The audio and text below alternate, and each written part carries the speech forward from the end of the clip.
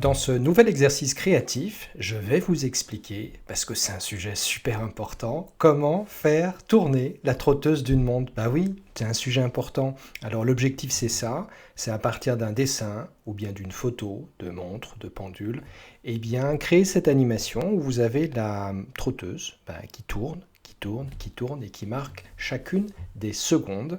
Et de façon indéfinie, tant que vous restez sur ce slide, eh bien, cette trotteuse tournera pour marquer les secondes.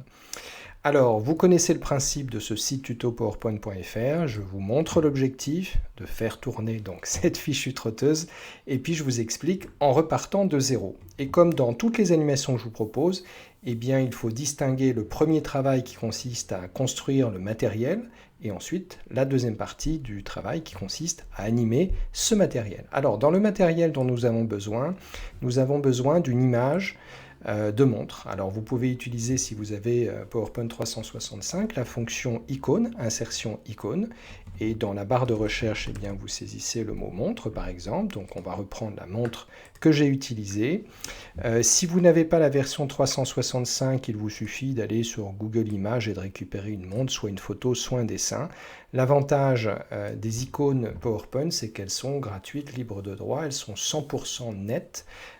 Voilà, et vous pouvez les colorier éventuellement. Vous voyez, si je voulais colorier cette montre dans mon bleu, le bleu, eh bien j'utilise la fonction pipette et je vais aller chercher le bleu de ma charte graphique. Voilà, bon, je vais la remettre en noir pour respecter l'exercice que je vous ai montré dès le début. Une fois que j'ai ma montre, je vais dessiner la trotteuse. Alors, je vais zoomer de façon à avoir une vision précise de mon dessin. Donc, dans Accueil, je vais aller chercher une forme qui est simplement un trait. Ce trait, je vais le dessiner de façon verticale. Contour de ce trait en rouge. Je retourne sur Contour pour épaissir ce trait qui va être ma trotteuse. Et ensuite, l'astuce consiste à dessiner un rond. Alors pour dessiner un rond parfait, j'appuie sur la touche Shift, la flèche vers le haut de mon clavier, de façon à dessiner un rond parfait.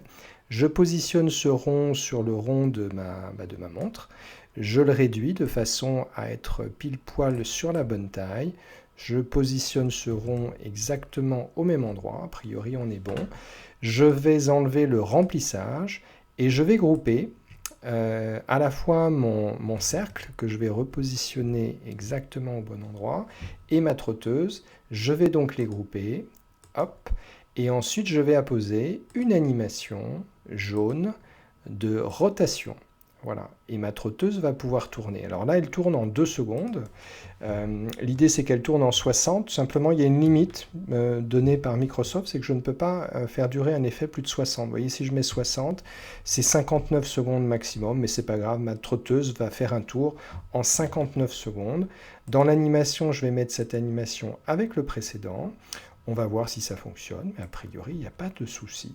Voilà, et vous avez une trotteuse qui tourne seconde par seconde sur votre dessin. Alors vérifiez simplement que votre trotteuse soit placée au bon endroit. On va voir si elle est parfaitement au centre du trait qui est en biais, qui marque les heures.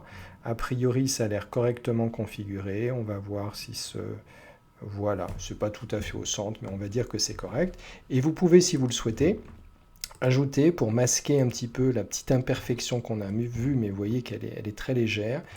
Pareil, je vais dessiner un rond qui va être juste à la croisée justement des deux éléments.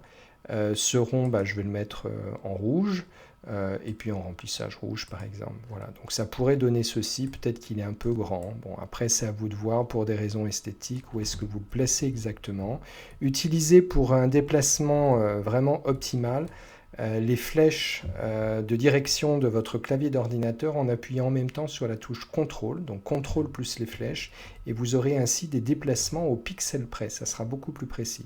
Et là, vous voyez, je m'aperçois aussi que le cadre du rond est toujours en bleu, donc le contour, je vais le mettre sans contour, et ainsi on aura vraiment une forme parfaite. Je vous remontre l'animation.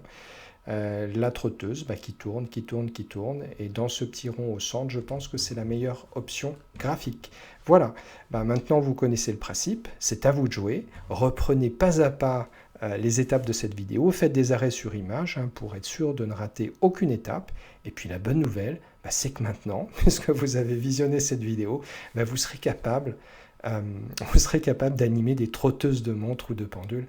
Ça manquait quand même à votre panoplie, mais maintenant, vous saurez le faire. Voilà, maintenant, donc, vous avez compris le principe, c'est à vous de jouer.